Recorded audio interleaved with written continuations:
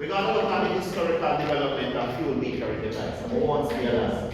A fuel metering device is something that controls the amount of fuel that enters the intake manifold. Alright? Or sometimes you can directly in the cylinder. People,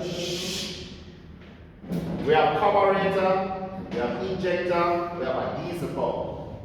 The carburetor mix. The carburetor can only find a gasoline engine. Only a gasoline engine can find a carburetor. The fuel ratio of a typical carburetor is normally 12 to 1. So a carburetor provides rich mixture. In this modern time, a carburetor will not work on a motor vehicle. It will fail emission standard. Injector. Injectors are used both in gasoline and diesel engine. And the fuel can spray inside the intake manifold when it comes down to the gasoline. And it can also spray in the cylinder. Diesel pump. The pump is a device that controls the amount of fuel that enters the injector. That's why the pump has something that we call governor. When we start for more detailed pump, we talk about pump control and the quantity of fuel and the delivery valves. The pump has governor, yes. Alright. So if we should look at our fuel metering device right here now. Here we have carburetor, and these carburetors are computer controlled. They say all these electrical connectors, it goes straight to the computer. It controls things like cold start, which is a choke and choke plate. We have things like fuel cutoff solenoid. We have things like idle solenoid, half idle solenoid. We have things like electronic control metering rod. These are the various electronic devices that the carburetor control. But this carburetor is what we call a fixed stroke carburetor. A motor car carry a double barrel fixed stroke carburetor, or it can be a double barrel variable stroke carburetor. So this carburetor has some limitation. So there comes down to this carburetor now, which we call a constant depression type carburetor or a variable stroke carburetor. And this carburetor, so there's some form of electronic devices were added to it. So for example, this solenoid right here that connect to the flow chamber. This carburetor is popular on bikes. Motorbike. Here we have a variable depression carburetor also, piston. And if you should look, we have two pistons right here. This is also used on vehicle. I know that it's used on the Volvo, I think what, the 1987-89 Volvo. And also the Suzuki Swift in the 1991-92 model. Now, we move on from carburetor now to injector.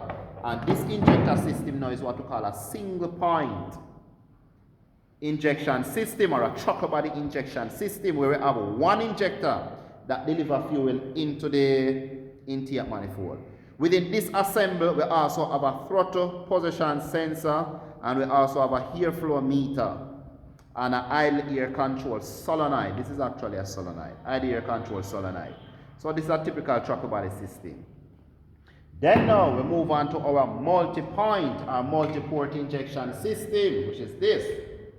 And this system these injectors can spray fuel directly in the cylinder, or can spray in the intake manifold. For this fuel rail, we need a roller type pump.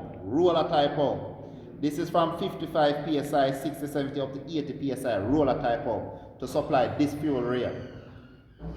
And of course, for this injector to work, we need things like our mass airflow sensor.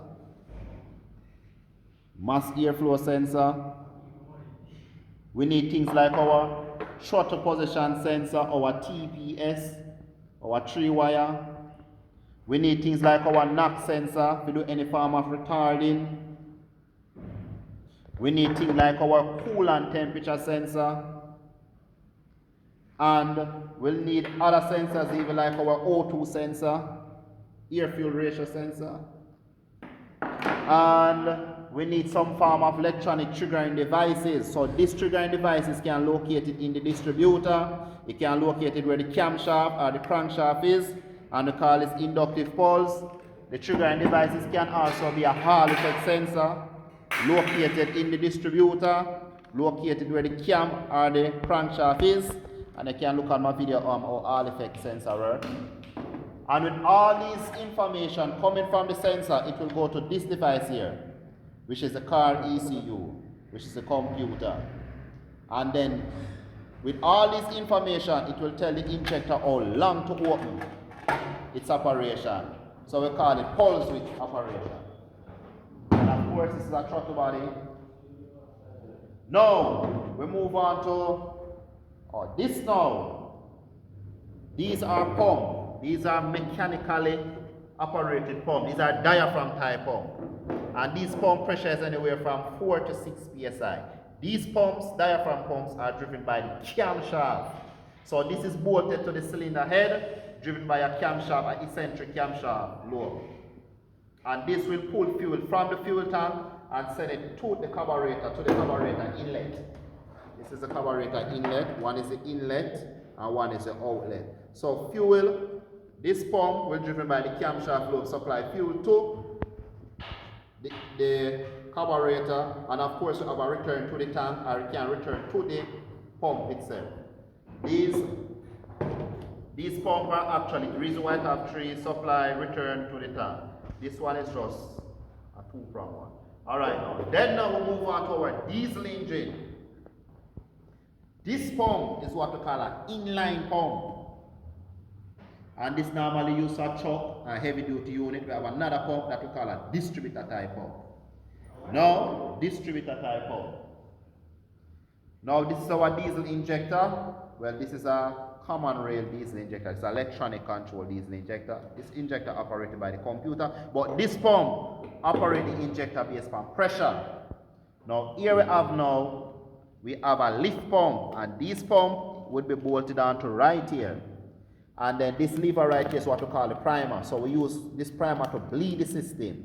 Whenever the camshaft lobe turns within the pump, it will activate this rod right here, and it will activate the lift pump. And the purpose of the lift pump is to pull fuel from the fuel tank to supply to the high pressure pump. The purpose of the high pressure pump is to increase the pressure and the amount of fuel and send it to the injector, where it will deliver the correct amount of fuel and also increase the pressure so the injector can work. So that is basically the development of our fuel metering devices. However, for this one now, this is what we call a sending unit. This is taken from the fuel tank. And this float right here is to ensure that we can see how much fuel is in the fuel tank. So a pump would sit right here. Gas pump will sit right here, and then we'll have a float, but this system is an older system. But concept and principles still remain relevant up to this day. Alright? So that's it.